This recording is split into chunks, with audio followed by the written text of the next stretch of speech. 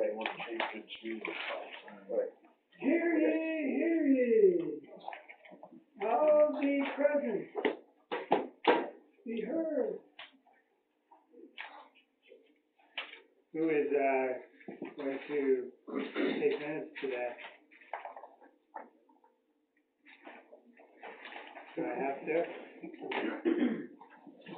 Can you do it? You don't have to, because you don't have to. But if you want to. But don't make him say he wants to, just tell him he has to.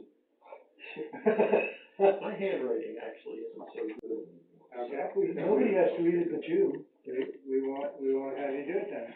I will take minutes if I must. That's fine. Yes, you must. Okay, you want to use paper?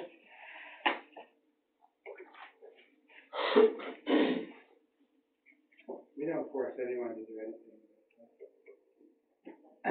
So, let's open the planning board meeting.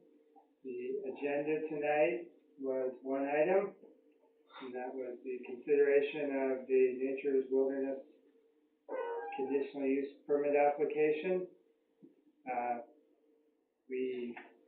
Our secretary is lacking, so we probably don't have the minutes from the last meeting to approve. I move we waive the reading of the minutes of the previous meeting. I was thinking in writing, did I say that? No, you did, yeah. Do I hear a second? Second. Okay. All those in favor? So, and the only pertinent, really important part of the minutes were that there were three things that we asked you to bring today, and I could only remember two of them. But I think we're here so we have the March 14th, 2019 final submission, and there was already a notation of there was a typo. Was it the 179 was the typo? Was that it? Which one was it? Yep. 179 is actually, what number?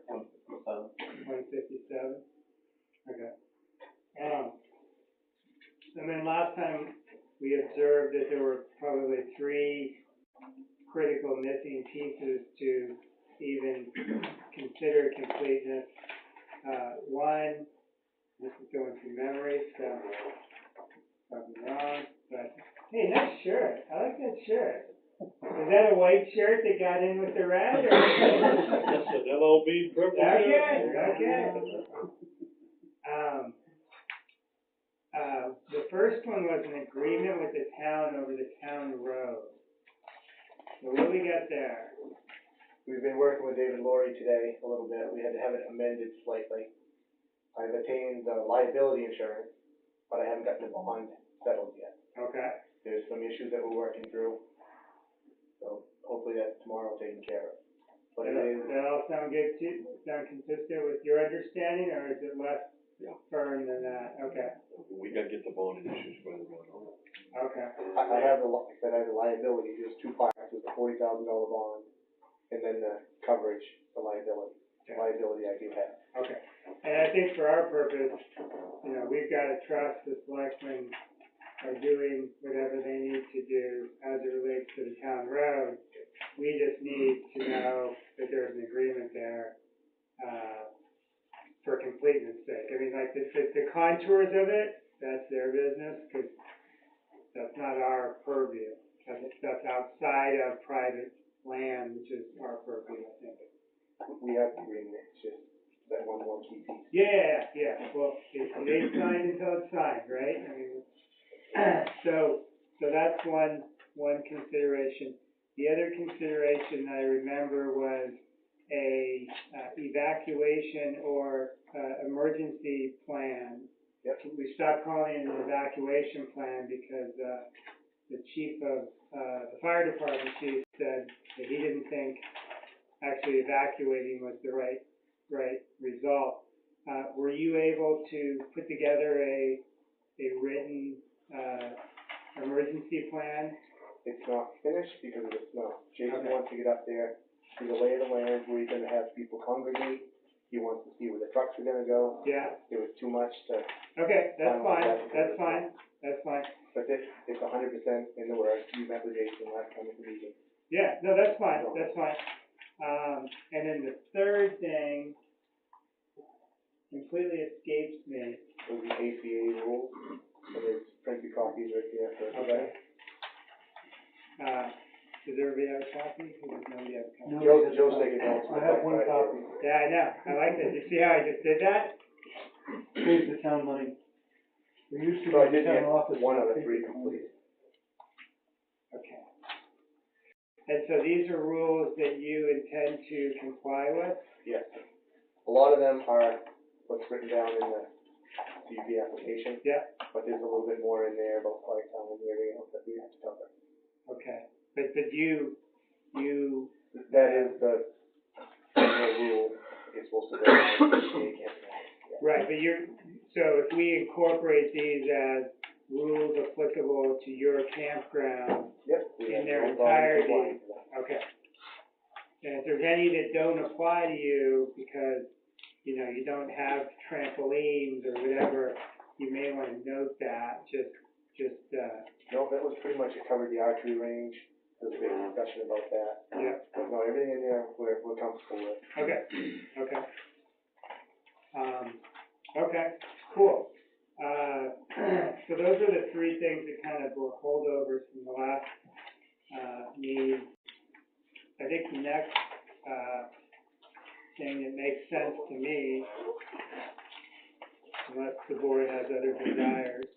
Well, I just do want to say about the town road agreement and the emergency plan, that in dealing with this applicant, there's been a lot of, well, I used to carry a whole bag full of Right, a lot of, and there's a certain disorganization about this application. Right. And so I would feel more comfortable if we gave a date certain that those things had to be completed by, and that we said, we'll stop everything if those things aren't completed by X date. Well, I think and I appreciate those comments. I think they speak for everybody on the board. My thought is that we would not go as far as I had hoped today, because we cannot declare it complete no matter what today, as far as I'm concerned. Okay. And that, we could do some basic things, but my thought is that they would not be put on the agenda again until they had that information complete to provide some incentive. Because we really can't. Thank you. Don't you think? I mean, that was my thought. I mean, I'm only one voice. I agree.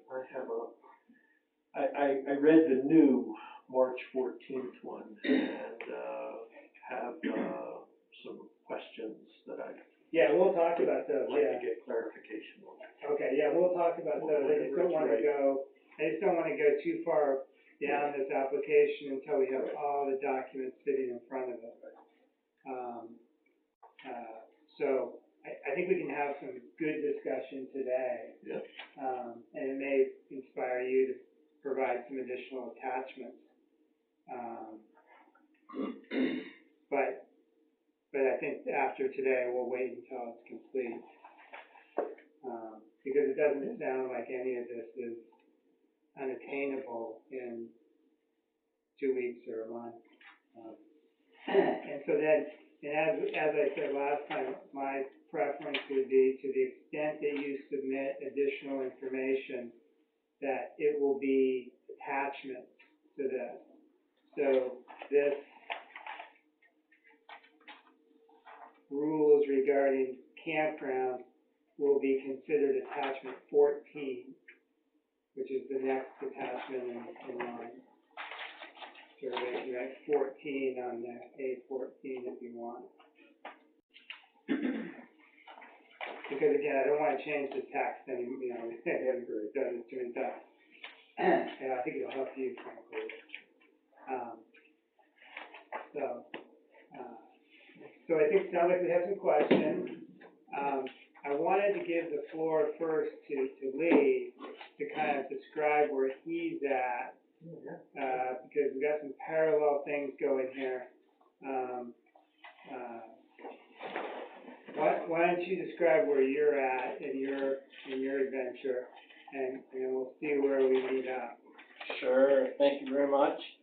Excuse me, I have this dry hacking cough that I inherited, and it comes at its own pace, so I don't know when I'll be coughing again. So, yeah, I mean, I have not personally received some of the stuff that you folks are getting in documentation, so I haven't had the opportunity to review all that or any of the revised stuff. I don't know whether, Jeff has not passed it on to me, but I have received the new cover letter that I think you folks have that generally talks about some of the stuff or addresses some of it. And I have the new plan set as well.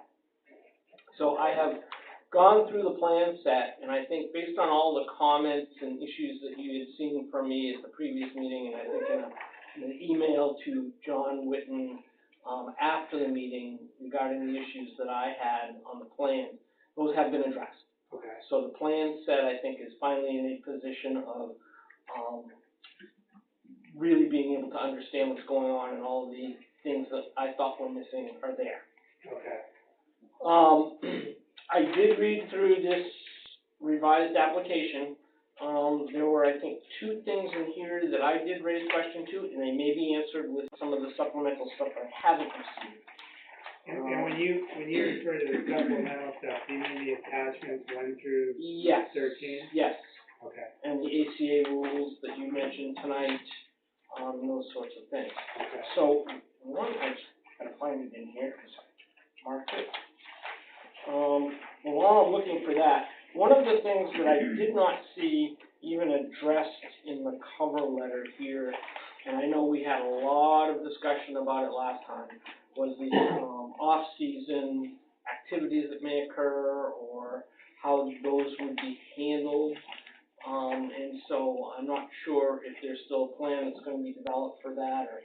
My understanding of the plan was that there would be no off-season activity other than potentially the personal use of one of the buildings for Mr. Efron. Okay. That's I want to make sure of that, because there was a lot of discussion, and I read this and didn't see anything that even said there will not be any. yeah. It does say the dates of the operation, open in the spring and close in the fall dates, but nothing beyond that. So I raised that for in you. the CUP, we would put in there shall be no. Oh, absolutely. And we have to figure out how to say it, because it would be both commercial activity and some sort of description of personal use that has some limits on it, because I've been to a few parties that were as big as a campground. Like you can have a personal party, it can be pretty damn big. So you want to, we don't want to have a snowmobile fest be a personal party. Right. And I don't think they do either. And I'll try to work on something for that as part of future conditions and findings of fact for you. Okay. I'm sorry, Joe, you need to stop for a second. No, that's all right. If I sprain my finger, I'll let you know. The other thing that I circled in here, I maybe I read it wrong, but I was a little curious about it, was that somewhere in here there was a little bit of narrative about not that they weren't okay. Department defines sites without access and water or sanitary buildings as a primitive site. For What page are you camping, on? page 2, for a second paragraph. Yeah. But then later on page 6, Q explicitly states primitive sites prohibited. Nature's Wilderness Campground will not contain any primitive sites. So I just want to make sure again that that's fact, that there will not be any primitive sites in the campground. define primitive sites Yeah, under the I'll put state's. that to the applicant, you see what he's, like, Yeah, I'm reading through it. okay, yeah, take a second, I mean,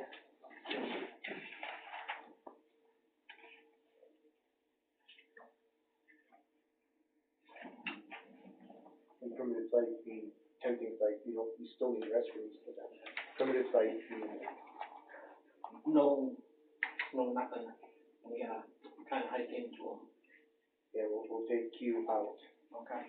because we are gonna have restrooms to cover all the facilities, we're not having people go out through the woods. That's a. Well, no, keep Q in it, Yeah, because it keep says Q it will in. not contain. Okay, so yeah. you're not gonna have people hike to Yeah. the far reaches of the property to. Yeah. to So we pick just next keep to Q them. in and reverbiage on paragraph 2. Well, we can't reverbiage, so let's look at it, we can't change. And again, it may be the way I was reading it, because, And then what can you do? Well, that's what we gotta talk about, so. well, what you can do is we can condition the final approval when we get, if and when we get to that point, on that there will not be any primitive sites on Just the. reaffirm Yes, Q. correct. I just wanna make sure that that's clear, cause the way I read it, I was like, well, it's kinda suggesting that there's gonna be primitive sites, and then when I got to Q, it said there will not, so I wanna make sure that there's clarity there. Okay, that's easy enough. You just have to make that express, yeah, I don't wanna change these, that's, Nope, Okay, I'll keep saying it. I got you. I'm gonna put that in the minute. Do not change.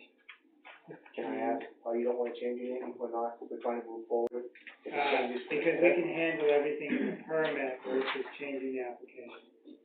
Like, once you change the application, we gotta start over discussing the application, so let's just not change it. We can add attachments, we can deal with stuff in the permit, but we're Okay, not, that's just gonna do that. because we already have 3 copies of it, so. You wouldn't want me to haul all that around too, would you? Not okay for another one. Okay, well, those are pretty decent things. other than that, from this document and from the plans, I think everything's pretty much in order, Okay. from Does it that make- perspective. Does it make sense to have the applicant give us packages that have all the attachments? We don't have packages with all the, I mean, I know we should, do you have a package with all the attachments that, I know well, it looks like we have these in other submissions, right? Is that the, like if we look back on all the submissions, we have these documents. Yes, most everything is in there, yeah. Almost like that notebook. See, just when I got rid of all that stuff, Gary, So what we now have- you're telling me I should have it with me. You didn't get rid of it, did you? No, no. I mean, it's holding up my computer. Yeah. No.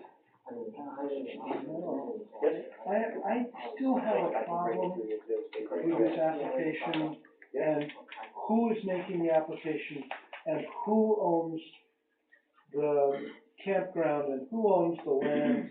And when are we talking about a Florida corporation and when are we talking about a Maine corporation? Well, it's all Florida, there's no Maine. Well, there is Maine, because right here under number 1, the applicant's name is Nature's Wilderness LLC and Maine Corporation. And then we go down and it's Nature's Wilderness, and it's, I'm sorry, that was an outburst. That would be good for me. Okay. Of frustration. Okay. Yeah. So,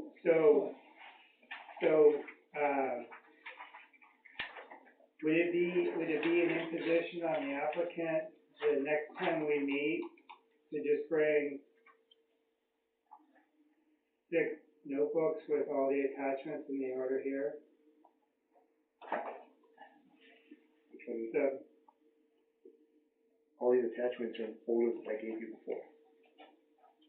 not last time, not on this March 14th.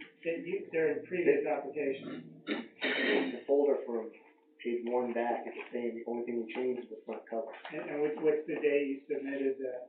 In November? No.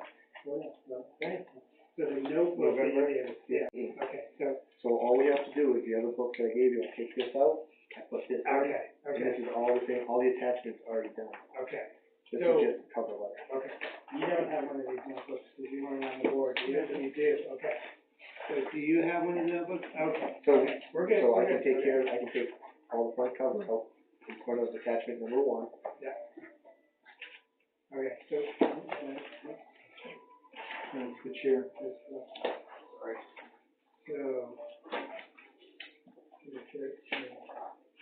So then, and then the map, the sketches you gave us, or the plans you gave us are number 13. Alright, So the cover letter and the maps are the only things that have changed? Yeah, the only thing that changed in the map was the lot size, and it showed the different plans that you guys asked for with the map. That's the only thing that changed. I just wanna be sure, cause I'm gonna note it here, and I'm gonna go home, and I'm gonna You're gonna go home and take out cover letter number 1, use throw it my away, street, put the hole new one punch, in, and everything. okay, everything's the same. okay, It just shows the different lot layouts that you wanna put on the map. yes, That's it. okay. So let's try to answer some questions. And let's just do one question per board member, so then each person gets a question, because I think there's a bunch of questions. Let's just start over on this side and work our way down. You said you had some questions about that. So just do one, and, 8 of them, yeah. so we'll start with one. The first one is what we were talking about at the end of the last meeting, and it's this whole contextual issue of the property, lot 22 being 409.12 acres versus the development area being 157 acres. And the issue that I have, and the question as to how we can clarify it, is that the cover letter focuses on the 157 acre development portion. The maps focus on, like right here, 157 acre family camping adventure. But in reality, Nature's Wilderness is a 400.12 acre property, because it's not just the 157 acres that the CUP applies to. Nope, CUP applies to 400 acres, the entire 400 acres. The CUP, and that isn't clear from the way this is worded and characterized, because there's gonna be, here's my thought. If problems occur between Nature's Wilderness and the campground, or the town, I don't think they're gonna occur within the 157 acres. I think they're gonna occur outside the 157 acres, along the borders with all of the property owners, because you're talking about hiking, mountain biking, ATV use, and doing written agreements which aren't part of this application, What written agreement are you talking about? With the adjoining. abutting surrounding lands and It's not in stuff it, like so that. Yeah. that was an option for not doing it. I never said we was, never asked. Yeah, so that is really my first and biggest issue, and that's the contextual characterization of this with the 409.12 acres versus the 157 acres. We talked about last week, we talked about getting a map of the entire acreage, which really is not in here because this is not a map of the entire, acreage for clarity purposes with, the waters and things like that. And I'll just tack one thing onto that, because it kind of goes with it, and that is that the property boundaries are based on a survey, which is in section 12, but it's a 23-year-old boundary survey. And I'm wondering if that is really accurate and valid, because it looks like there are parts of the lower pond and what's being used that goes over the boundary, so. Yeah, so I'm just wondering if this is really, the best thing to use. right, Okay. because if we're gonna be doing hiking, mountain biking, and particularly ATV use on these trails, and it even talks about in the cover letter, crafting new trails for ATVs. And that's why I think having, a focus on the entire property and really clear boundaries to do everything that we can do to avoid problems with, hiking, mountain biking, and ATV use outside of these 409 acres. Okay. So that's my question and issue.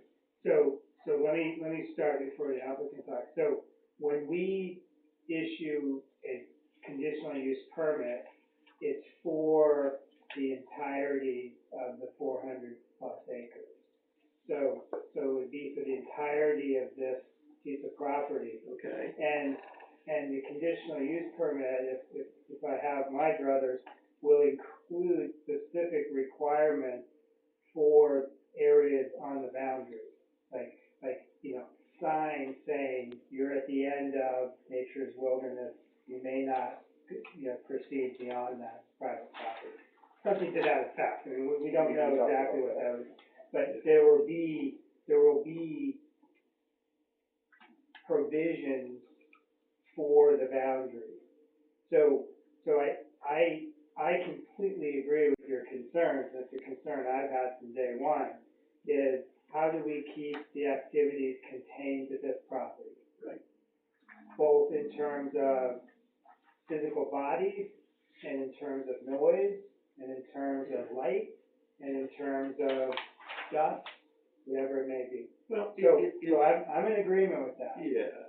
I've had two residents of Baldwin talk to me about having problems with Scott doing construction and development activity on their properties. One up in this corner and one over here.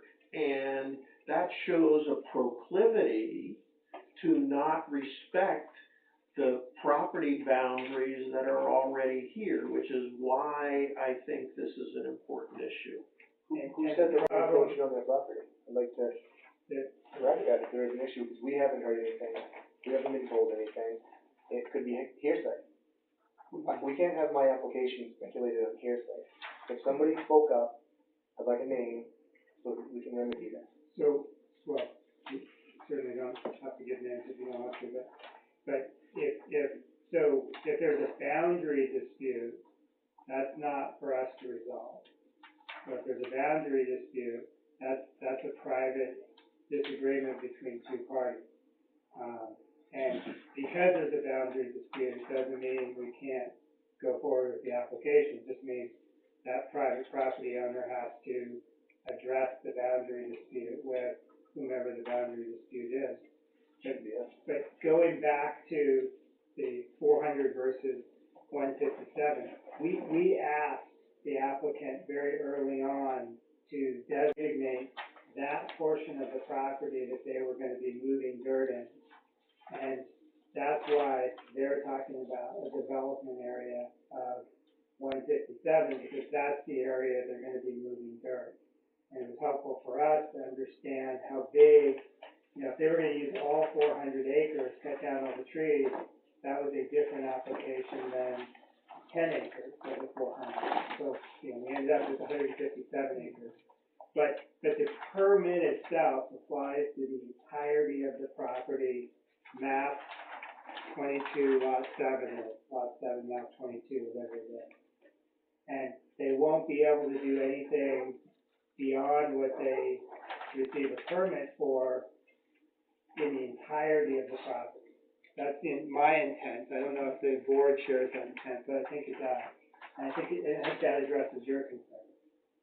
And the reason why they talked about the development area is probably in part our fault, because we couldn't, you just can't, I couldn't conceive of what they were doing unless I had some size. It's a good thing. It's a good thing we came to that agreement, because that shows you that, yes, we have 400 acres. We're gonna try to contain our animals into the 157 acres.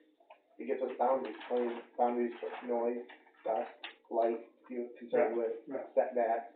I mean, they're gonna be migrating into the rest of the Right, property. we're gonna have the hikers that are gonna Yeah, screw off, exactly. but they have a 400 acre buffer. We're gonna have signs on the property of our land. We can't put a fence around our land and expect people to come in. You could, but We could, but we're not going to, that's we don't wanna expensive, have to. that's expensive, yeah. But we look at the deed, and whatever the deed, like, we're applying this to the deed, and the deed is 400 and change. So,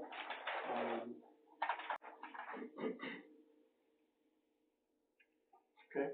if that helps, I mean, and, that was a long, there was a lot of discussion about that. What kind of, construction was going on that this person told you about? Like, what were they doing?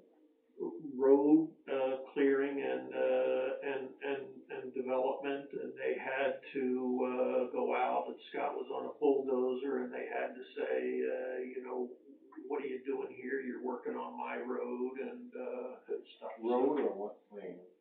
I think it was both. So, Well, I would like to say, I'll get more information for you if I can. I would like to say it's absolutely gonna be fabricated. If they say it's a bulldozer, it's a 800 acre buffer. You cannot get a bulldozer out to the outside. Well, we don't know what, I mean, until we have more, it's not gonna impede, it's, look, we all know Scott did things that were aggressive at the start of this, so you can't contest that, and we've And I'm moved not- beyond that, We've been so. trying to move, we're trying to move beyond Right. that. We're doing the right thing. Right. It's been a year. So Joe, you said you had No. come back? No question? No question? Well, I think I'll ask the question that Joe was gonna ask, is just understanding, so just so the record is clear, the owner of the property is Nature's Wilderness LLC, a Florida LLC, right? I believe we switched it to a Maine corporation, so we do business in Maine. The last meeting we had with Robert Sharon, was in here, it was all switched around there. Okay, So whatever you guys wanted, we made it happen. It was, I believe we switched it to a Maine corporation. do you guys know who you're making the deal with for the road? It's right here, it is Nature's Wilderness LLC. Well, we had Nature's Wilderness LLC, a Florida corporation at one point. And the bond and the insurance is under my name, so I'm doing the work. Yeah, let's go through this here. Okay, so the applicant's name is Nature's Wilderness LLC. Alright. I was under the assumption we had this all worked out, so But, we're just making sure. Yeah, attachment 13, that needs to be changed to the final, but just because it has the full permit on address.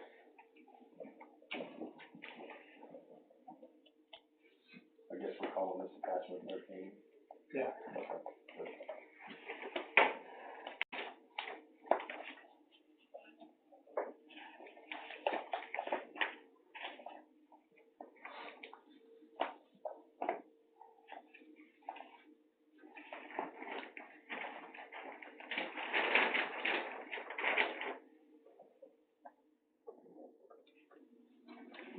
do you see the Boca? Just on the front page of this, right? Oh, you Right have there, it. yeah, I just need to change, okay. For the final type, Okay. filed away application. On page 8, just noting it, the record address. So the owner of record is the Boca address. That's the record address, so purposes of service. Yeah, that's the Florida corporation's address. The applicant is a Maine corporation. We have always had the applicant be the owner of the land. Yeah. So applicant, next time you come in, can you tell us which corporation owns the property? And then that will be the applicant. I thought that would take care, I can make that phone call right now and find out. That would help you. Up to you.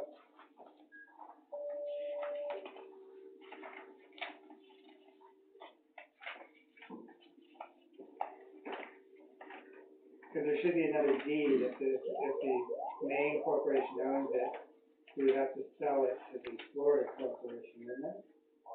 No, It's different. no, it's a business. It can form two different states, it doesn't matter. Oh, no, I agree, the Florida LLC can operate now in Maine, but you're saying that the Maine corporation is the applicant, so Well, there's two different things. Well, then I was mistaken, it's technically the same thing, Maine and Florida. It's based in Florida, but he's here in Maine doing business. Right, so he can be, Nature's Wilderness can be a Florida corporation operating in Maine as a foreign corporation. That's Yeah. totally legal. Yep. There was also, though, a Maine corporation operating in Maine that had a very similar name. And so, by saying the applicant Nature's Wilderness LLC, a Maine corporation, but the deed says Nature's Wilderness LLC, a Florida limited liability company, that's confusing too. It was always a Florida company, you had to change it to a Maine company when you spoke with Public Sheriff. If you look back in the minutes of that meeting, Oh, I remember those minutes quite well. Yeah. No, I do.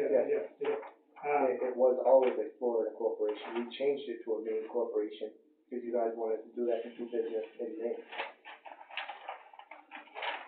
Not gonna argue with you. Yep. All I need to know is Nature's Wilderness LLC, the Florida company, the applicant? That's the easiest way to resolve it. Do you agree? I don't care, I just want one I corporation. agree, yeah, I agree. That's all. I agree. Okay, so let's say it's the Florida corporation, Well, I just, because it is Florida corporation, it's on the plan. you tell me, I mean, you're casting your die, I'm not, you're the master of your application, I don't. I thought we were, but we switched it to try to comply. Now I'm confused with why we're switching it again. Okay, so you have two corporations operating here. No, we had a Maine corporation. We switched it to a second one of that conversation we had when Sharon was here. We was asked to switch it to a Maine corporation. It would still be a Florida corporation if you never asked us to switch. That's why I'm confused. Would, if your request is made to change it to a Maine corporation, would that make null and void the Florida one? No. Go away? So what happened last time, if we're gonna do this, what happened last time is Nature's Wilderness LLC, a Florida corporation, was, in default. It was administratively dissolved in the state of Maine for failure to file, particular, forms. So we noted that, and Mr. Sharon said, I will have the forms filed tomorrow, we're gonna be fine. So that allows the Florida corporation to act in Maine as a foreign corporation. Mr. Efron also created a Maine LLC, which was, I think, Nature's Wilderness Resort LLC, which was the Maine corporation. And we never dealt with that because Mr. Sharon said, we want to use the Florida corporation and have it operate in Maine. That was the discussion. So we have an application that now says something different. That it's a Maine corporation is Nature's Wilderness LLC, which we don't know who that is. So we're just asking you to tell us who's the owner of the property. I believe it's the Florida corporation. The application does not say that. You see, like, the application says it's a Maine corporation. This is not a huge issue, it just needs to be resolved one way or the other. Shouldn't be a huge issue.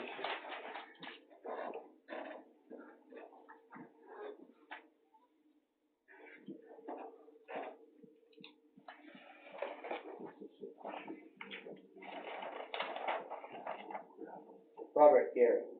Okay, I'm here with the planning board. Is the campground owned by the Florida Corporation or the Maine Corporation? Nature's Wilderness LLC. There's only one corporation, Florida Corporation. Okay, it's authorized to do business in the state of Maine. Yeah, I'm not doubting that. Okay, I just confirm that. Thank you, Robert. I'll call you back. Okay, so this is incorrect, so I propose we strike this.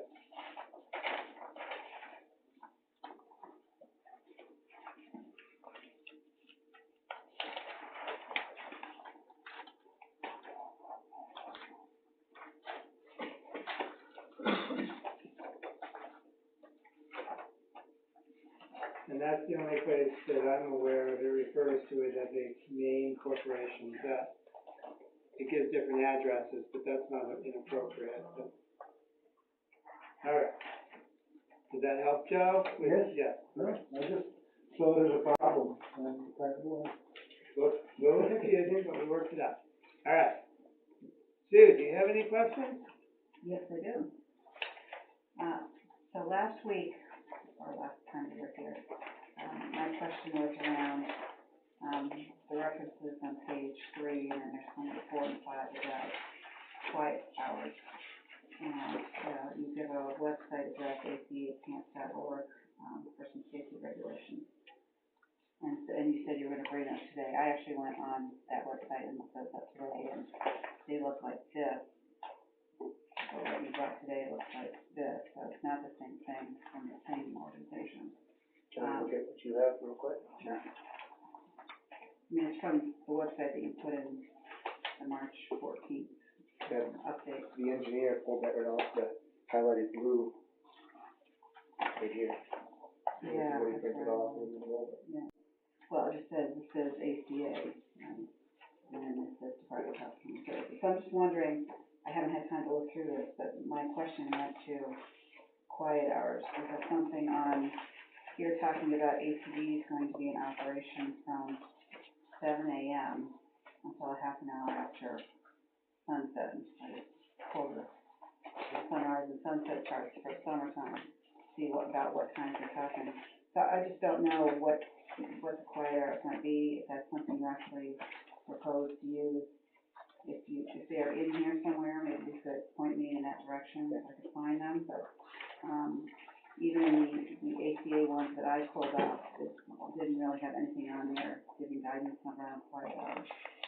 And so I know that the development area is 157 acres in the middle of 400, but those ATD noises travel, especially, in the evening. So my question is still the same, are you proposing any kind of quiet hours? But we are going to. And are we under different guidelines than regular residents of town as far as noise? Yes. We are? So that's you should impose the times on them, correct? We Because can, you're making them. yeah, we can, but we like to start with the applicant offering up a proposal. Do you think it would save time if I let you impose, if we agree with it? Well, I'm kind of partial to Sue's question about quiet hours. I just looked through it quickly, I'm not a speed reader, but I didn't see anything about quiet hours. In the thing that you sent, in the thing you gave us. And Sue, you said in the thing that you found on the ACA.org, there wasn't anything about quiet hours? No, but in the March 14th updated, application on page 4, there's just a reference to ATV. Think about ATVs as making noise. The hours proposed there are 7 AM to half an hour after sunset, which would put it at, just before 9 o'clock at the height of summer and just before 8 o'clock PM at the end of summer. Yeah. So, Mr. Applicant, are you kind of saying to us that you'd like us to propose quiet hours?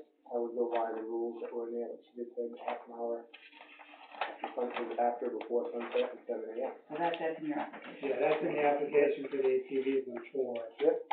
Okay. That's what we're proposing.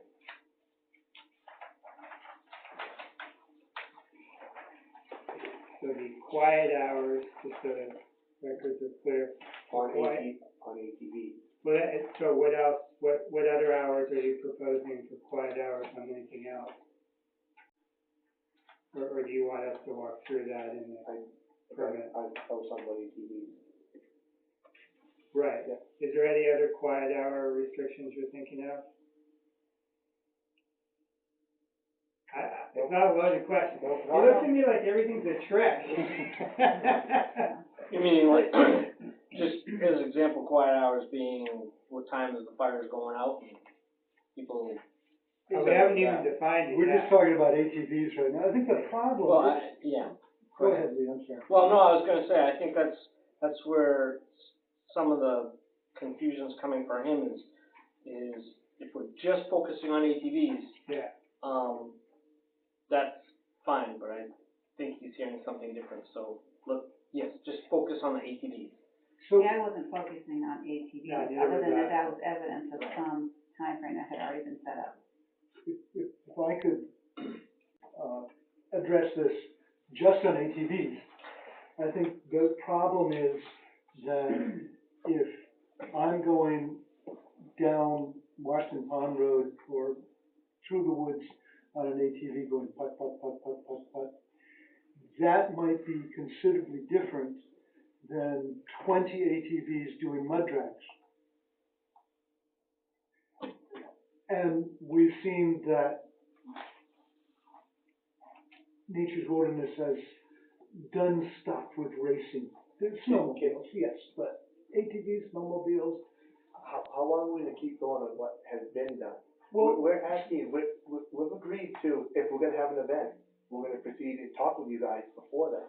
so, We can't, so Gary, what I'm saying is, I don't have a problem with ATVs going putt, putt, putt, putt, putt. And I think probably Sue wouldn't have a problem with that same sort of thing. It's like, how do you draw these lines? I don't know. I don't know how to say, 4 ATVs is okay, but 6 is too many. I don't know how to do that. Right, but there's ways to do it. I mean, we could say something to the effect of outside the road structure, ATVs are not allowed from blank to blank, but on the road structure within the campground, they're allowed at other times, because I'm sure there's gonna be a very strict speed limit on those internal roads, and you're not gonna be having people going 30 miles an hour racing down the internal roads, but they may be on the other 400 acres. So, I mean, that's one way to address it.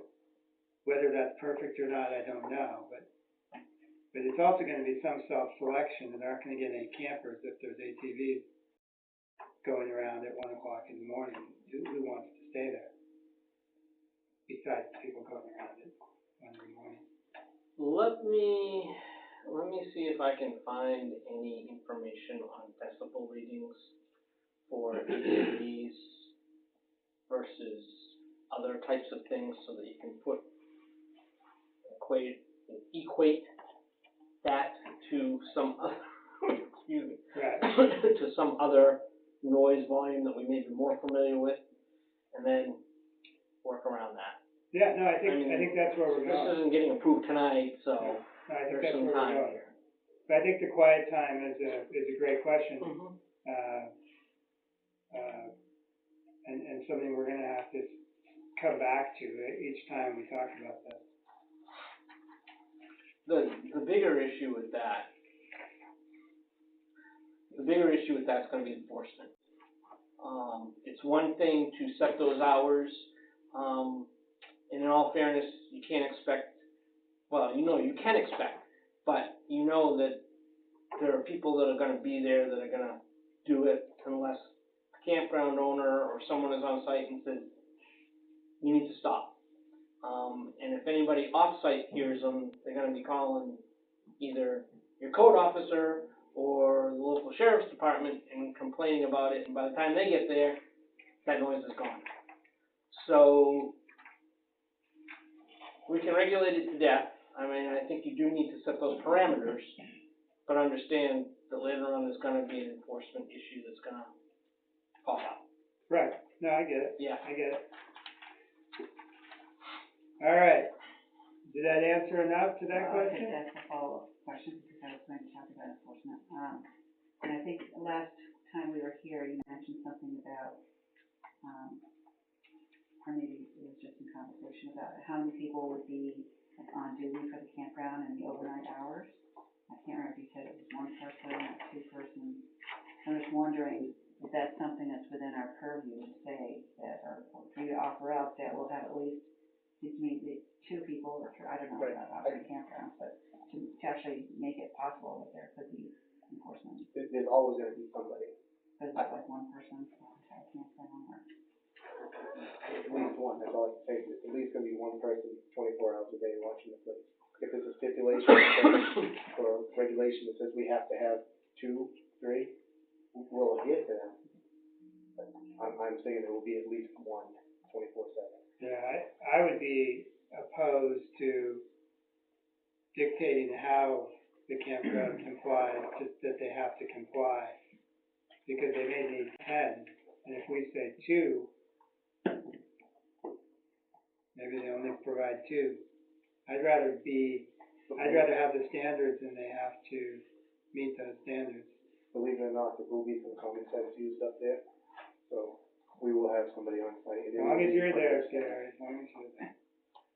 Well, we've got his home phone, if anybody has any problems up the campground at 2 AM, Gary. Yeah, And I will answer. but we've always said that we don't give out applications for the people, we give it out for the property, for permits for the property. And we have to look at the worst actor as the person that we're looking at, not the best. So. Mr. Sanborn, do you have any question? I just had a comment. So Marston's Pond Road is gonna continue being a public road, I assume. Mhm. Okay. Do you have any forethought on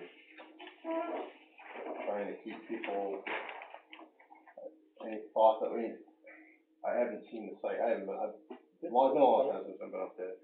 So, having people coming in, hey, I'm just passing through, and then, I mean, I know it's an They enforcement. have it's a town road, they have the right to do that. Yeah. Okay.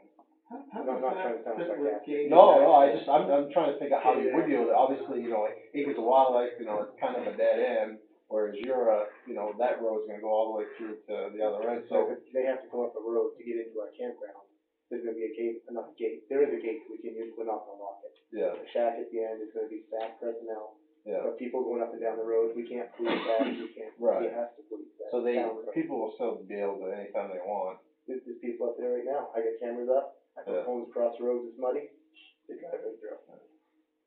It's a town road, they have the right to do that. Comes across, either comes across Marston's Road. Nope. Yeah. Comes across your road, yeah. Yeah, it is nice. It's nice. So, yeah, it's not really a question or anything, I just, No, No, good kind of food for observation. thought, I just kind of wondered how that's gonna work out. to change anything with the town road, which is making it better.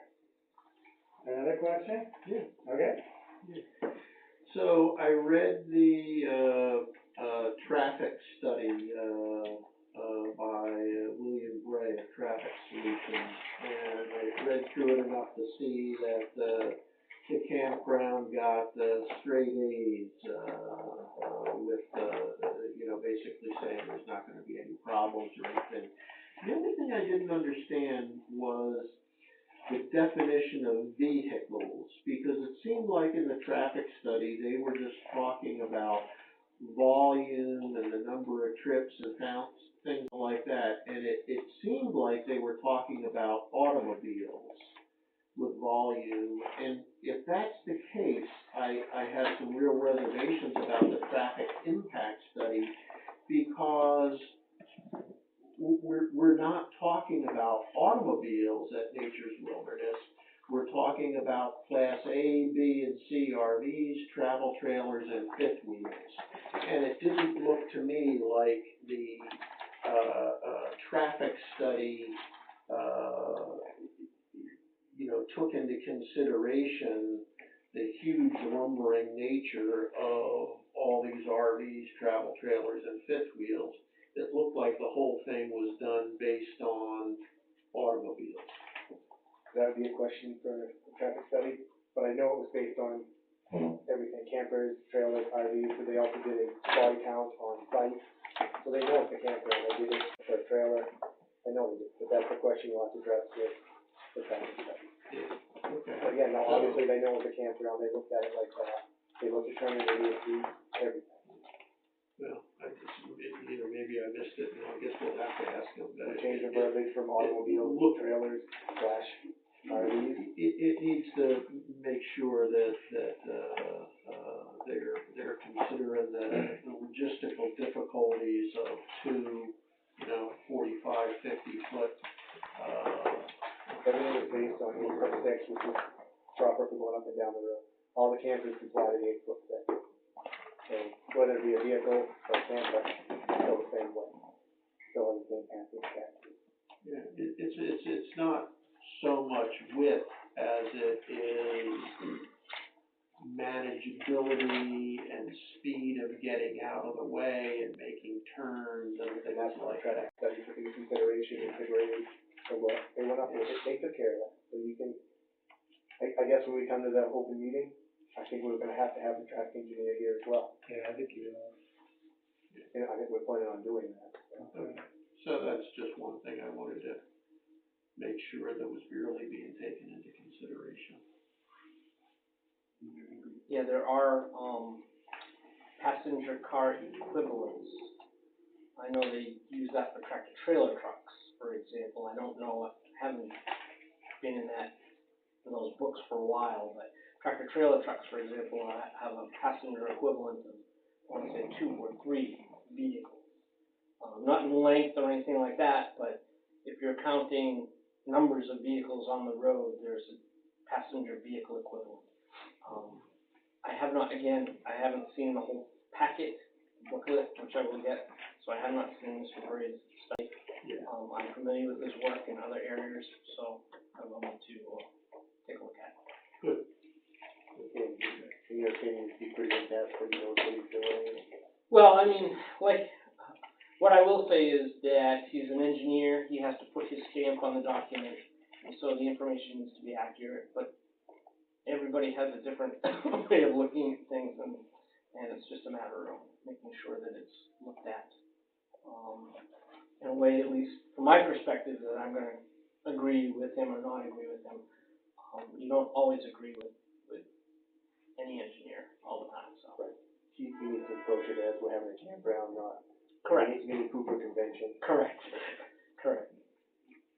I used That to was be a able little to, I used to be able to drive my Ford Escort down there and on Brown Mountain Road. Yeah, all over. Things are not as good as, the roads aren't as good as they were 30 years ago. Okay, following up on his question, I'll ask the question. I just don't remember, when you have the, plan, I know there was like parking spaces, there are parking spaces and parking spaces for vehicles next to sites.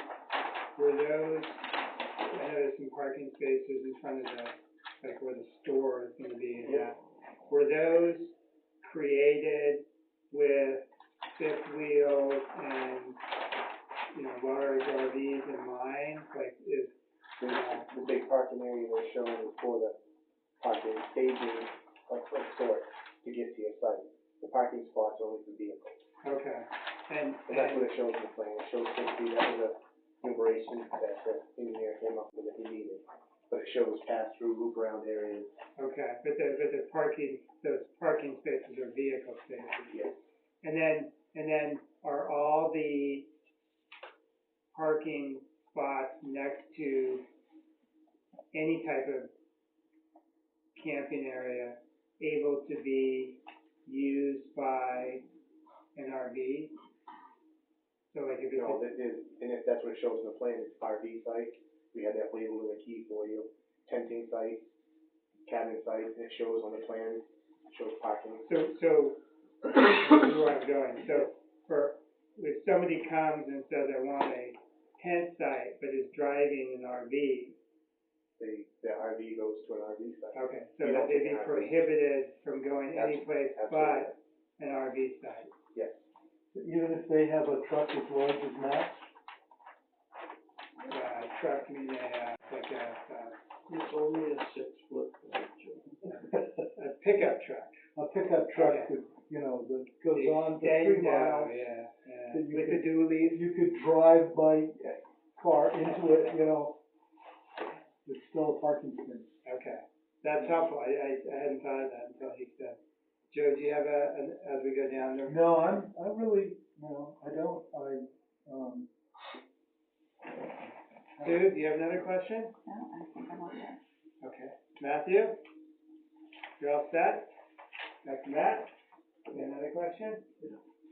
So, on page 3, the emergency preparedness, says campground safety regulations are published by the American Camp Association. See ACA Camps for more information. And it says, the applicant is researching those guidelines, will review them with the Baldwin Fire Department, and intends to enact them. Copies of the campground safety regulations will be provided once prepared, and then it will offer the following at a minimum. So, that seems awful vague to me, particularly like the quiet bedtime, which we've already talked about. And as a planning board member, that's not something I didn't feel that we could really review or approve a CUP until the safety regulations are actually in black and white as an attachment. And I don't consider these the safety regulations. And that's what we talked about at the beginning of the meeting. Yeah. April Brown and I are coming up with a plan. Those are the ones, Right, so- those are the rules that So that'll be something that gets attached. it'll be attachment 50 and 60. Yeah, because- And we're not gonna hear the application again until those are submitted.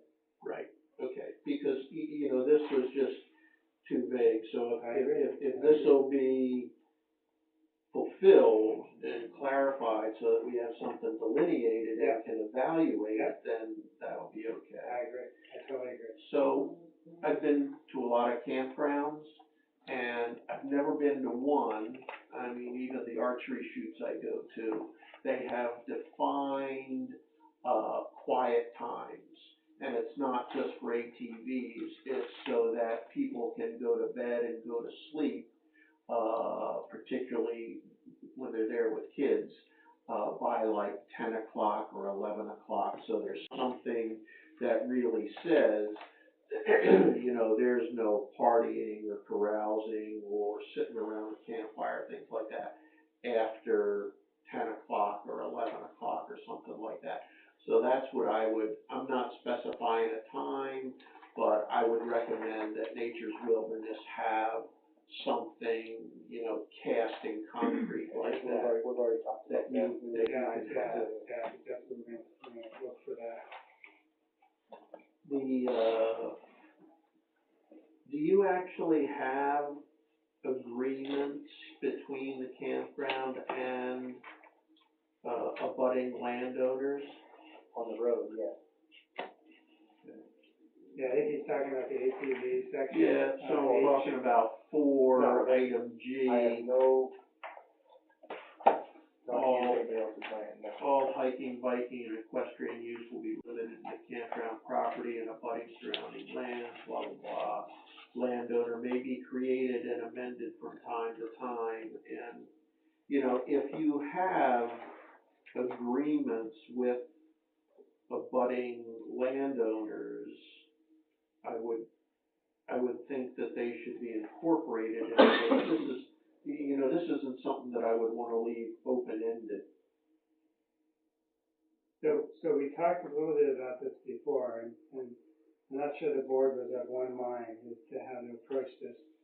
That Yeah, I'm sorry, I'm playing catch-up a little bit here. No, because we never finished the discussion. So let's say this is Nature's Wilderness right here, that's their property, and let's say this is Robert Sharon's property right here. So if these are separate, then the ATVs get to drive around here, and the hikers get to go around here, and whatever else gets to go around here.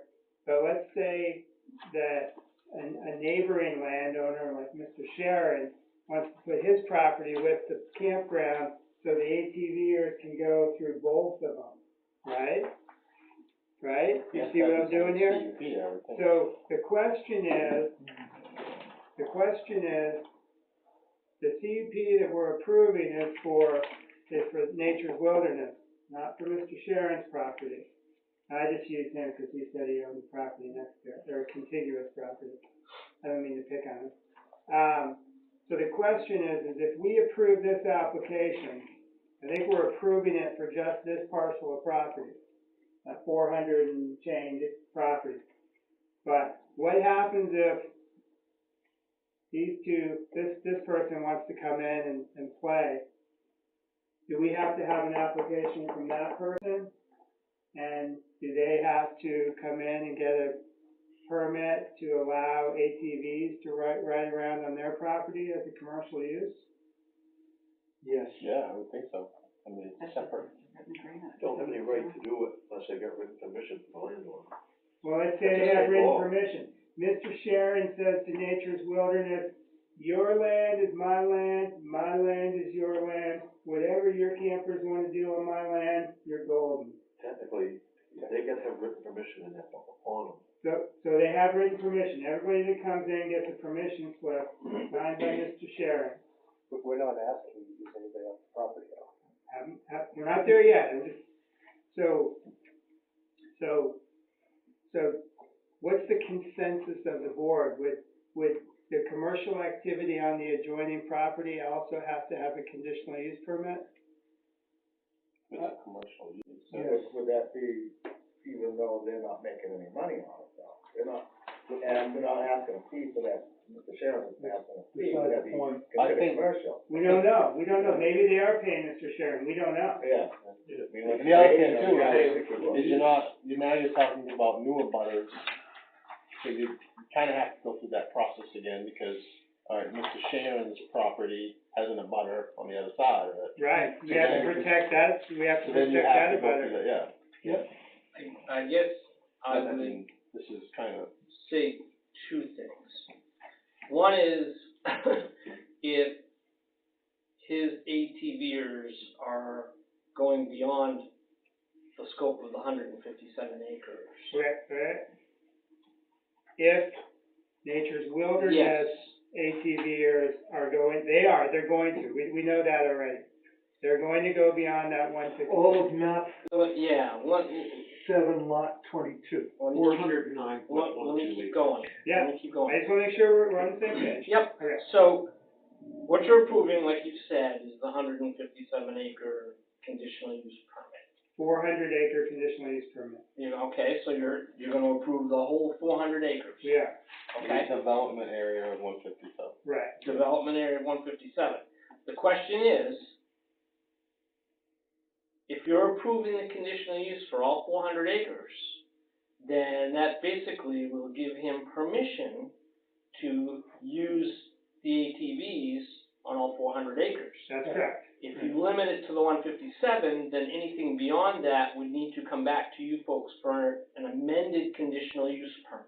But we already know they're Yeah. going to use the entire 400 acres. That's what he wants. That's what Yes, he's- no, and that's fine. I mean, I'm just But then kind if he of goes going there. beyond the 400, But if, which is somebody else's property, even if he has their permission, he would need some sort of deeded easement to do that. No, but we don't care about that. What we care about is the So, next property needs permission to do that. well, that was the other thing I was getting to. Is the use of ATVs in your zoning ordinance a conditional use? Yeah. Then they don't need to come back unless it's an expansion of his operation. well, it is an expansion of his operation by definition. Because the ATVs are going from his property to the other property. Are you suggesting that we keep the ATV to the 157 acres? No. That way, excuse me, Sorry. that way if they go beyond that into the outskirts of the 400 acres, on their way to the abutting property, they then have to come back. Versus I we would- 400 acres have to. I would say, I started going down that That's where I road, thought you were going.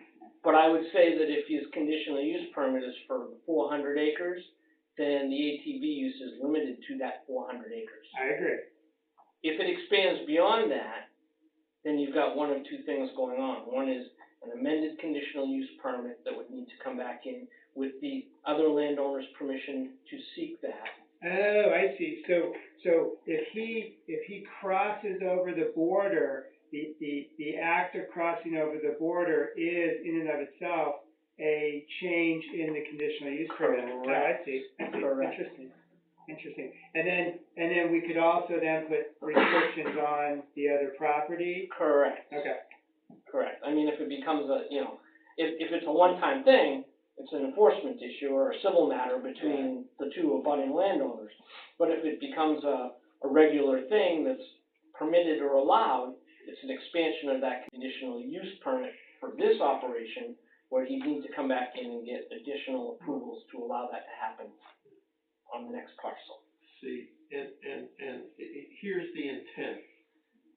The applicant is proposing to reserve the right to obtain permission from local landowners for trail maintenance and access in an effort to expand ATV use to establish trail networks located in this part of the state.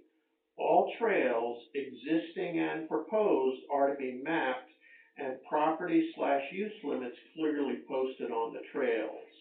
And, so the intent is to go beyond the 400 acres.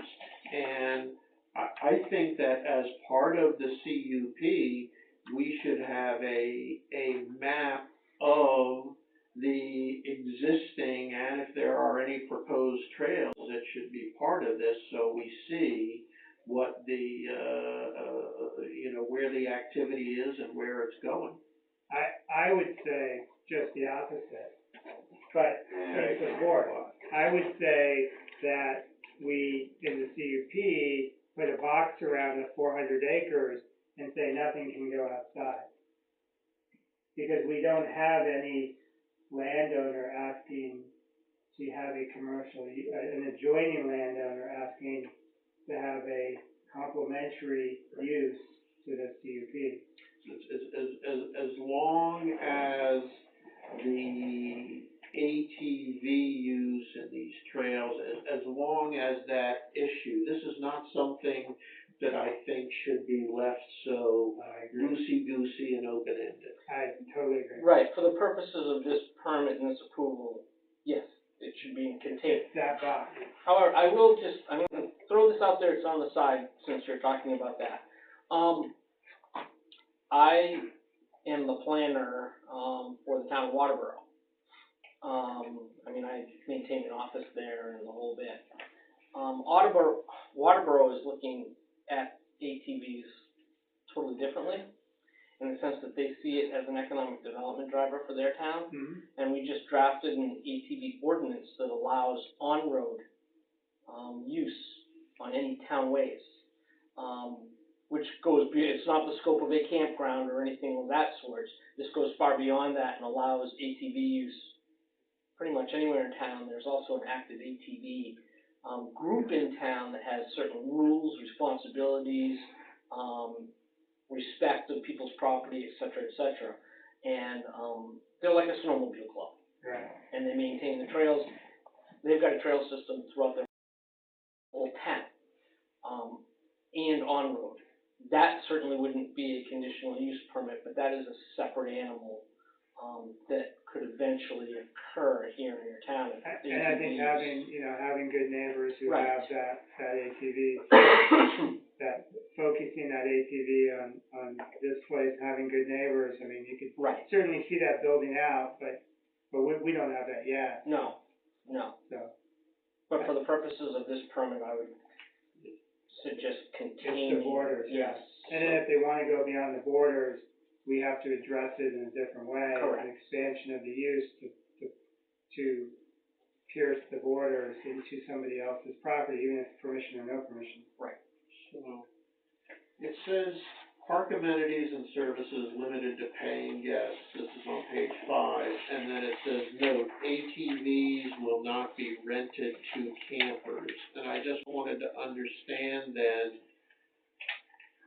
who would be using ATVs in nature's wilderness? People that bring their own with them? Yeah. And that's, so they'd have to be a guest, they'd have to be a paying guest at nature's wilderness, and they'd have to bring their own ATV. Yeah. Or Okay. a golf cart, or. Yeah, or a golf cart, Right, or side by side. okay. On page 5, it says that there's a plan to build a swimming pool and an archery range. And I have some discomfort with reviewing or approving a CUP that includes a swimming pool and an archery range when they don't exist yet and you can't see what the plans and safety features and other things like that are. The pool is shown in the plan, proposed pool, it is in the plan. There'll be a fence around it, walking all the guidelines, insurance reasons for that. The archery range would beat that dead horse many a time, Yeah. and we're gonna have that in an adequate area. Equipment can be locked up, there's gonna be a train. I didn't see the pool, sorry.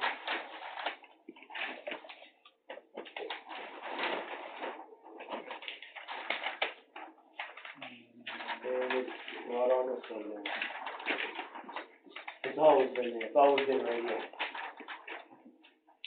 Oh, it says pool, but Okay, there's the no- layer is turned off that would show the square on it.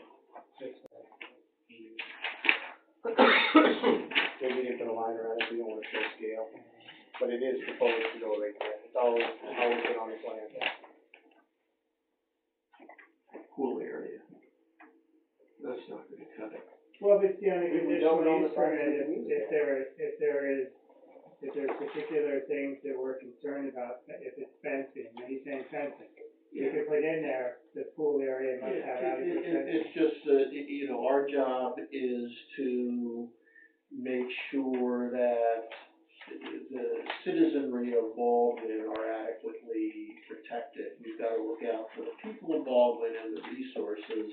And, I mean, I'd love for you to have a swimming pool. And my whole life is archery, outside of doing things like this. I'm a traditional archer, that's what I spend all of my summer doing, is going to traditional archery shoots. It's great. But, you know, a swimming pool and an archery range, there just has to be a lot more specifics delineated around it that can be evaluated. Those aren't things that can be approved in a CUP, just in title. So the guidelines that you propose have target course program under here, and maybe we should, not today, but go through this and see if this has enough contours, because they're agreeing just to abide by these rules. So let's maybe spend some time and talk about, archery director shall have a certification from the NRCD. So maybe this is what you're looking for somewhat, at least as it goes to archery. Yeah, you know, the main thing with archery is, what kind of backstop you have, Yeah. where the arrows can go, and, all that kind of stuff, and it's just, if we don't have enough specifics to evaluate the safety of the pool or the archery range, then you're gonna be looking at, an amended CUP when you actually wanna construct and put them in. Or we put in the restrictions that we feel Ahead are of time. necessary to protect the safety. Either way, Yeah, either way. C 2.2, it does show an area for the pool. yeah, we got that, yeah, Okay, we got that. alright. It says pool area behind that building. But it actually has, on C 2.2. The last plan set, has the pool and patio type of area around it. Evidently, they turned the way they're on, this CAD programs, they can click and turn on and turn off layers, and evidently, for whatever reason, that layer must have gotten turned off. Yeah. It needs to be put back on again. So has the discussion so far, since you all were asked if you had questions, has anything changed? Do you now have questions down to the left side of the table? Okay. Matt, do you have additional questions? No, I think that, covered, everything. The only thing I didn't get a full answer on was that property boundary and the 23-year-old boundary survey. I mean, what was the planning board, did they feel that when this was reviewed earlier, that survey, was, and the property boundaries that are in that survey in section 12, that's all, kosher and acceptable? I don't think we addressed it, frankly, and I thought that you said that there was a more recent survey. That has been, and the projection site is the project site is a new survey. That's all surveyed off and everything. But can we get can you give us as an attachment the most That should have recent? been the one that was sent over from Survey Inc., Bill Shippen. He did a complete survey of Of that the building too. 400 acres? And that came to us? It was supposed to, we paid for it. Okay, I'll can you have him contact send new copies? Yeah. Because I think that would be good to because have we- the most recent, Yeah. Yeah, It's 26 years old, it's really that old. not in Property terms of survey. Baldwin standards, that's fairly teenage. We're well within our limits for the projection site. But if you have a better one, if you have a more, a more recent one, let's just get So it. this one here, what is this one? let me see, that one is this one, which is the 157 plus. Okay. Yeah, we want the, if you have GPS coordinates, et cetera, I mean, that's because it's an enforcement issue. Yep. It's really not a real estate enforcement issue, but if the code enforcement officer has somebody complaining that ATVs are over the boundary, and we have a GPS boundary, he can walk up with GPS and say, they're in the property, Yeah, that's technically the container. I'm just saying, it makes it easier, I think Just to go back to the pool issue, Mr. Chairman, C 2.2 does show the pool on the new plan set. Yeah, that's what, Yeah, Matt was but saying. I've asked that what we get is at least a detail on the cut sheets at the back that shows the fencing and noted as swimming pool. If they have them, that would be great. I think that would, make the board happy to see that level of detail. I'm messaging Bill right now, he told me if you have questions, to ask him. Okay, perfect, Right now, perfect. about 20. So in terms of my mental list, the things that we're waiting for, maybe we can make a list. The first one is a signed agreement with the selectmen regarding the road. And I don't think we necessarily have any say on what it says, but, you know, we just need that to be complete. We need the, written, emergency preparedness plan.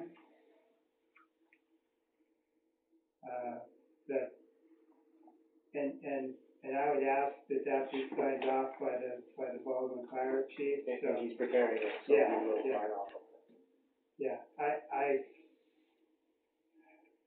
if you want him to prepare it, that's fine. That's your call. We talked about that with you, about having Jason prepare it, so. I think in my you need opinion, to, that's the best thing to do, I think is you have need the to fire prepare it chief. with him, whether or not, That's what I'm saying. yeah, whether or not, because you're gonna have things that are beyond what the fire department cares about. I think, I mean,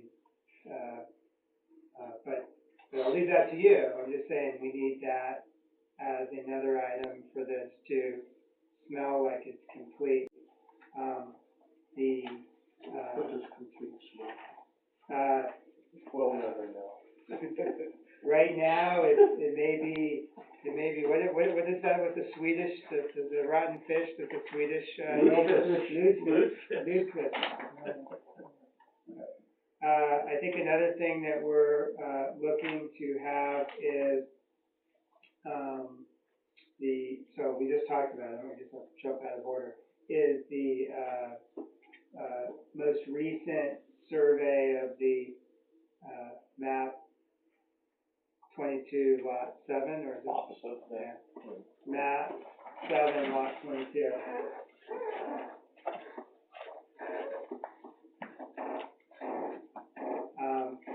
The next thing that I think we're looking for is a,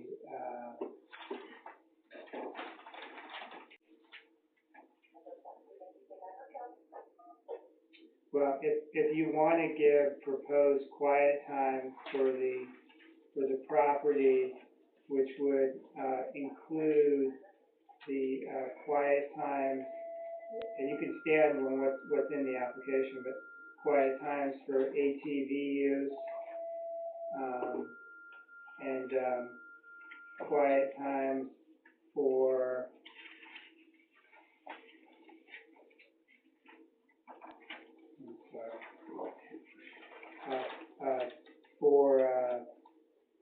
all campfires, which is in E small 1 on page 3, and then quiet time for other activities. If you want to propose those, or we can work them out together, that's up to you. I'll leave that to you.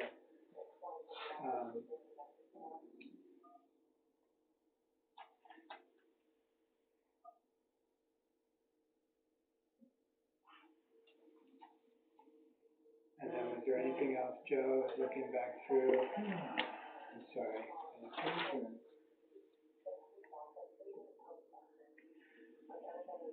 If you wanted a refinement on the campground rules to match the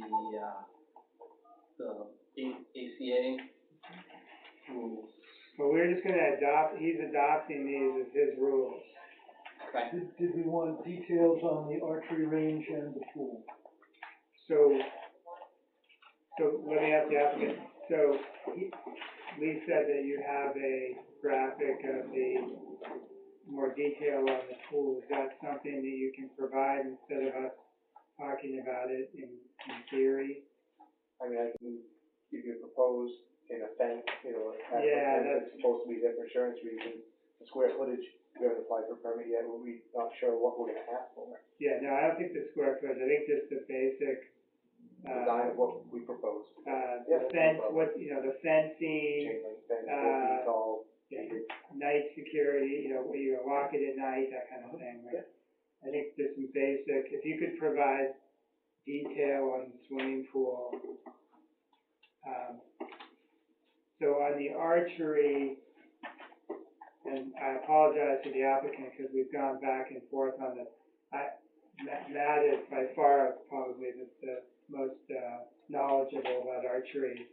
And I think before we said, we'll let you do it, and I'm gonna scrap the archery, because we've been over this and over this many a time, and it's too much of a battle for a $200 loss we're gonna incur. Yeah. I'm gonna scrap the archery. okay. It's gone. All right, so we'll, once you note that, but that's not in the list. No. And the problem with archery is there's various different types of archery. I mean, if you get some high-powered archery, you might as well have guns out there, right? And, Well, if you have crossbows. Yeah, But you would never would have an archery range for crossbows, that's just. So we was asking to have a little $12 that would yeah, bring it out back to the so kids. maybe we That's can all put we're some proposing. crossbows around. No archery allowed in campground. So, Maybe. we wanted to have attachments 1 through 14. Yeah, you're gonna get attachments to him. Mm-hmm. I think the rest of us have those. Yeah, that's right, you did say it was simple, it's simple. Cover sheet and map in the back.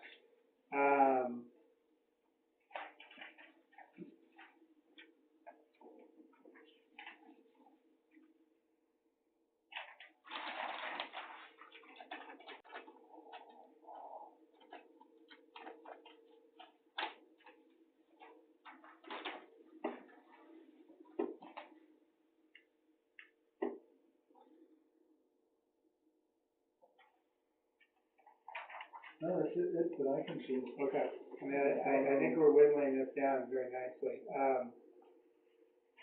So,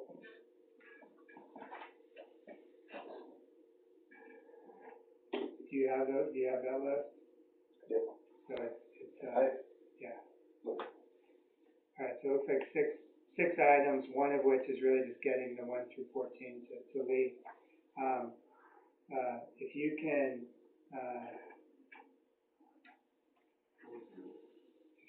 get these to us,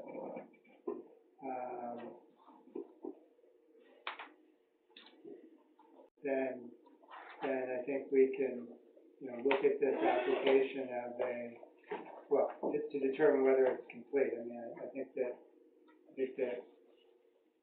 we're closer than we've ever been. Can I ask a question on that? Yeah.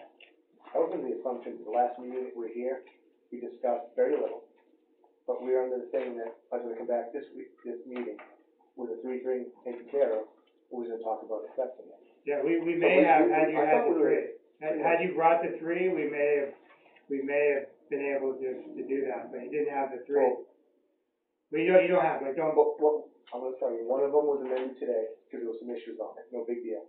I couldn't rectify it in one day. and we're not saying it's bad, don't get me No, wrong. but I could have BS'd you on the evacuation thing, and had all 3 for you here today. Yeah, I tried to work with you, and now I just got a whole lot more thrown on. I thought we were already above that. well, And that puts us off for another 2 weeks, and I'll come back in 2 weeks, we'll talk about it again, we're gonna put it in the paper, it's gonna be another month and a half, before we can even have a public meeting on this, if we're lucky. and had you come with all 3, maybe this is taking a different route, but you didn't. I mean, it's that simple. You know, maybe, I don't know what would have happened if you had showed up with all 3 things.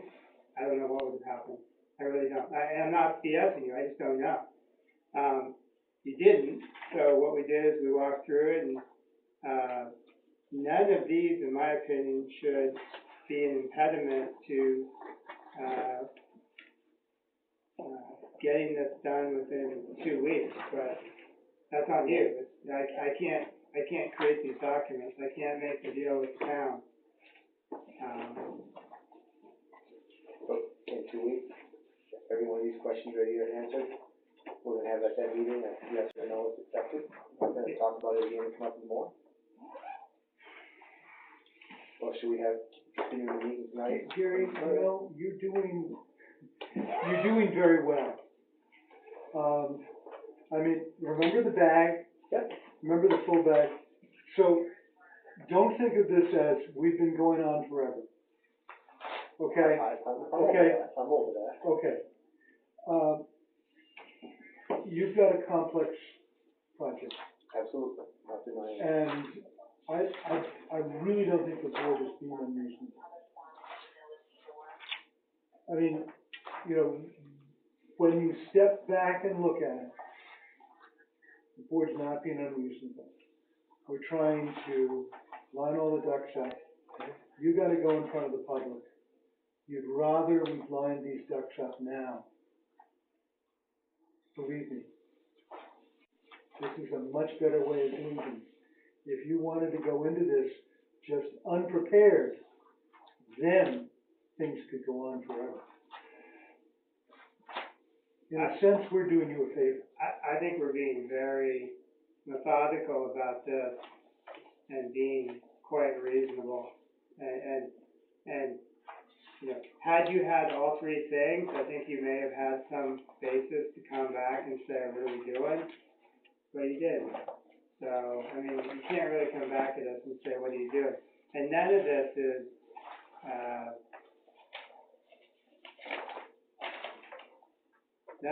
difficult stuff. So if you get it to us, then I think you have some firm footing to say, why is this taking so long? So, you know, I didn't say why it's taking so long. no, but that's where we're going. So you get this to us, you get the documents to Lee, and then at the next meeting, we can have a discussion about whether or not it's complete. Can I guarantee that nothing's gonna come up? I can't, but I'm not aware of it, nobody else had any other questions. I think we can guarantee at least that there won't be any board changes between now and the next meeting. So everyone is here, other than Nicole, Yeah. which she's pretty easy to get along with. I think we can all kind of, we set our piece. Yeah, I mean, do you have,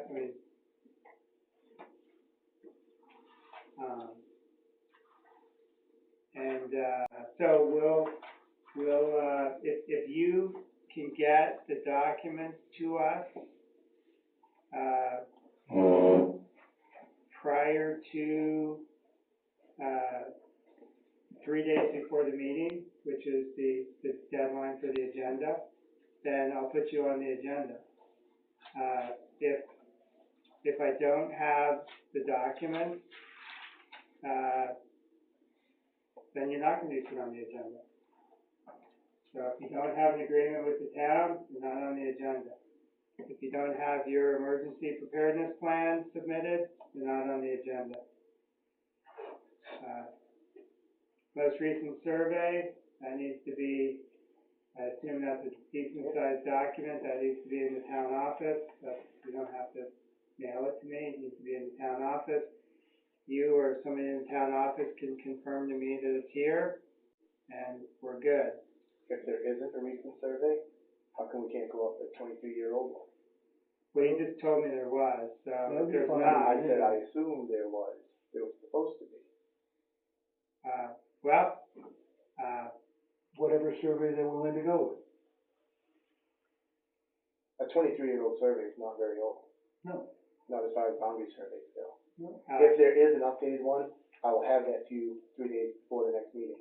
If there isn't, we're gonna go off the one that's in the books as of now. And I'll probably ask you to certify that there's no more recent ones, because that would concern me. If you said there was one and then there wasn't one, that would concern me. So I would ask that you would certify there isn't one, if there in fact isn't one. The quiet time, that's up to you. If you want to submit that, that's not going to hold up consideration.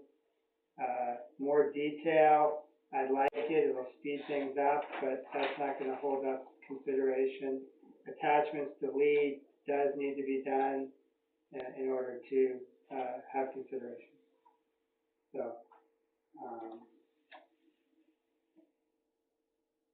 it seems like your marching orders are pretty clear, and the only one that's not completely within your control, as far as I can see, is the agreement with the town. And the You emergency both have to evacuation agree. plan. You can, I could throw it together myself, but I feel more confident having the fire chief do it. He's gonna be the one that fights the fire, not me. I'm not gonna tell you how to do that, and, you know, you guys can figure out how to do that, but I think that the fire chief, I think you can work with that, that is true, it's not solely your deal, but I think you can take the laboring oar and get that done rather quickly.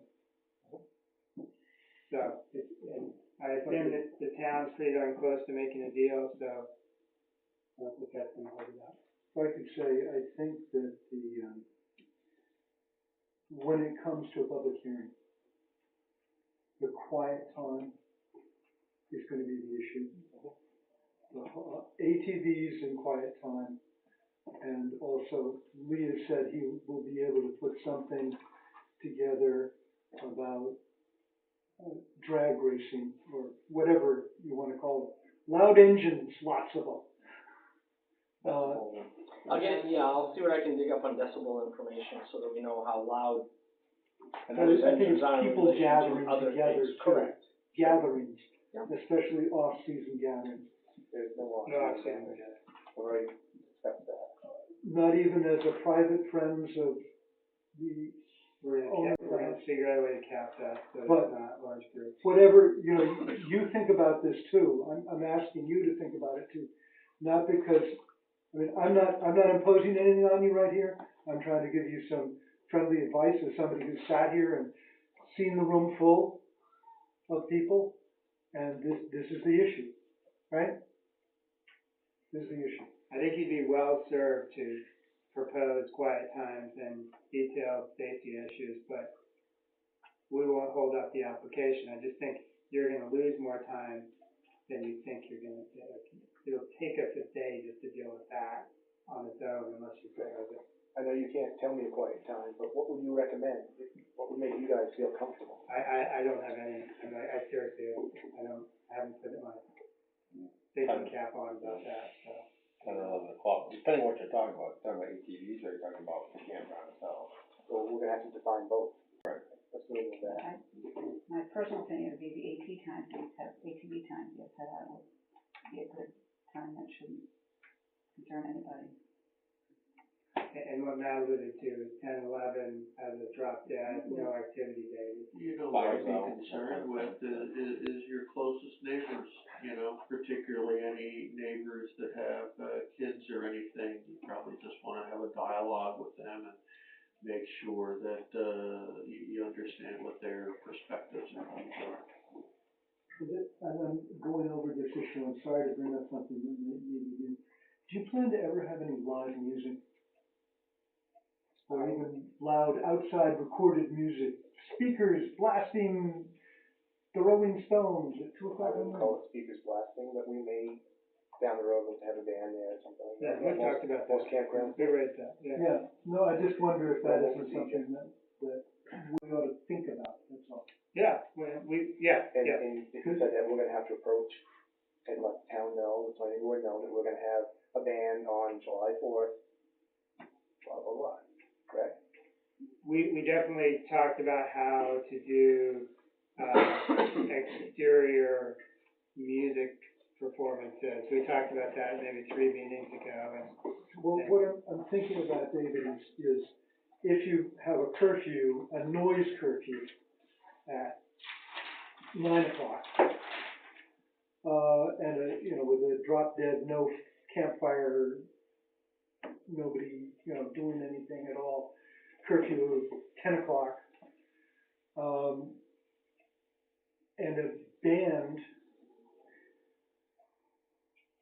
9 and 10 seem early, you know, I think that would be like call it a 10 o'clock quiet time, Yeah, which is fine, the bands were there to be out by 10 o'clock anyway. Yeah. But like Lee J said, it's enforcement.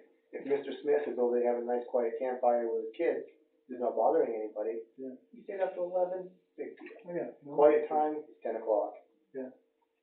And just, I think we have to I'm just enforce trying to it think how we about see it, that's fit. all. Yeah, I think we have to consider how to wrap the live music, you know, whether or not the live music needs to be part of some sort of curfew quiet time.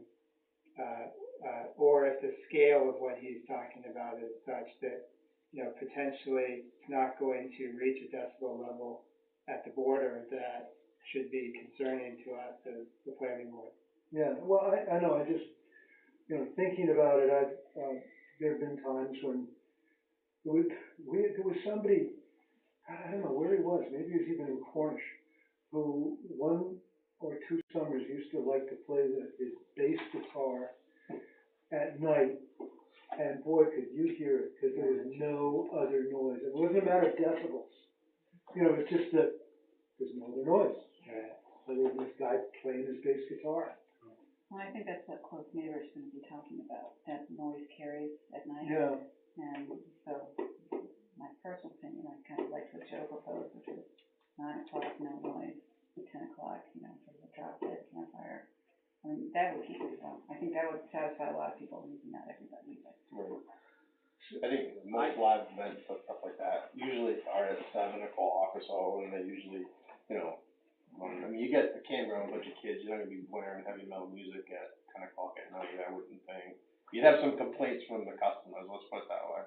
We're not gonna want that Yeah. either, because Yeah. it's a driveway client. Yeah. I can do a little research on that for you as well, and reach out to my counterparts in the Scarborough, Orchard Beach area, which are much closer communities to campgrounds Yeah. than we have, and see if there's anything on their books as to what they, require of the campgrounds, or if the campgrounds have self-imposed, quiet times, because I know of at least one campground over there that does have live music.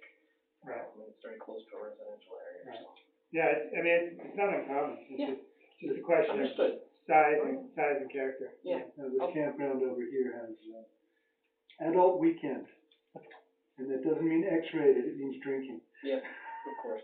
Yeah, I'll reach out to my counterparts in those communities, whom I know, and see if they can provide me some information. Yeah. At least so that we have it, as knowledge is power, so. Yeah, I think so. Are you available at the next meeting, Lee? I am available to you whenever you need me. Okay, why don't you assume that you'll be coming? If you're not, I'll let Joe know, and I'll let the board know. Your date? Whatever the second Thursday in April is. Let's see, 2nd, 3rd, 4th, it's the 11th, yeah. So, I would note that we have to have our organizational meeting. Okay. There's no choice. It's such a formal process. It is. I mean, the arms that get broken. Although I will say that I have received some pressure not to, not amongst the board, some pressure not to continue as the chair, but, The domestic pressure. But.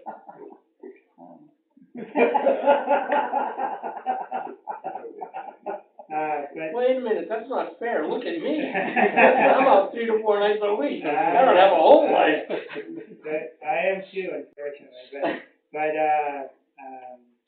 and we can talk about that one, so it would be the 11th, and, Yeah, I'm wide open. so that 3 days before is so what is it, the Monday, so.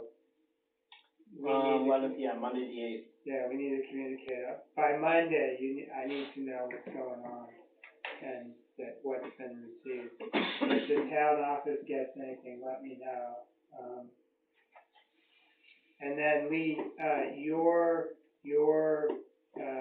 document that you were working on for this, is that, well, you're gonna wanna see the exhibits to see if there's anything. And then can you publish that to Joe? I can, what I'm really or bring copies of it? working on at this point will be the findings of fact, Okay, which, will state, they're gonna go right down through the performance standards that you have and state all of the things that what they've submitted and the information that supports that standard. okay, so you And then really any do need those conditions of exhibits, yeah. approval. So what I do, the way I do it is, tomorrow, I'll be in my office and I'm gonna be adding to the, statement of findings based on tonight's meeting and what was discussed and Okay, that sort of thing. It's gonna be fairly lengthy. And it's basically the document in the end that will, the courts would use if there were ever an appeal or a lawsuit. okay. So that's where I'm really focusing on for you folks. Okay, so maybe hold off on publishing that, cause that's, it's probably not right for us to start looking at it. Correct. And I know I saw some drafts, but, Yeah. and then you have what I prepared as just a touchstone, another touchstone. But I think we'll use your version. So at some juncture, we gotta have to get that in front of the board. Yes, I would expect that when it's time, you'll probably have minor amendments to it or changes to it, depending on. We're tough group, they'll be hosting. No, you guys have more memory than I do with this stuff, so. I'm working with 10 towns at one time, so. All right, anything else that we can accomplish today, board? Selectmen, anything we can accomplish? We want to talk about gambling. With this application? Yeah. Next time? Just CEO, anything that we can talk about in your world? I have couple opinions. Can we talk about gambling now? When you got the discussion about neighbors' land and activities, whether to amend the CUP or have nature's rulers have an agreement with the neighbors, Yeah. you're gonna end up with a road camper anyhow, doing foolish things and doesn't have respect for No, I other agree, people. yeah. And whether it's an amended CUP or, a private agreement with the landowner, it all falls back on the responsibility of the holder of the CUP to keep the lid on the situation and control. Okay. And as far as, entertainment, I played in a string band back in 1981, did shows at campgrounds from Naples, and, it played to crowds of 50 to 75, not 10,000 with heavy metal. Right. So I don't think that, as far as quiet time, it might be a minor issue, but beyond that, it probably won't be something out of control. Unless they're sing-alongs. And then the sing-alongs, and they can get kind of rowdy, Rick Charette, dirt is dirt, or whatever that song is, I remember it. Mud is mud, there we go. I do have a story there, and my father bought a woodlot in North Malvern, which is kind of in the shape of an amphitheater horseshoe and goes up on three sides. Perfect for a concert. And the neighbor was convinced that my father was an awful person, just, knew he was gonna do the very thing. So my father, it was his brother, actually, who told the neighbor that my father was planning to strip all the wood off and hold rock concerts. On the tree stumps. On the tree stump, absolutely. That's excellent. And that we were gonna have, that was back in the 70s when, rock concerts had a kind of a rowdier reputation. A rebel reputation, Woodstock. yeah. I was gonna say, it's so close to Woodstock, so. Right, exactly. Motion to adjourn. No. You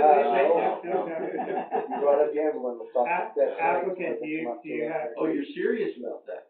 Absolutely, because if you brought it up this time, you're definitely gonna bring it up next time, so I'd like to talk about it now if you could. What were you, I didn't see anything you intend to have gambling, do you? I wasn't Oh, serious. okay.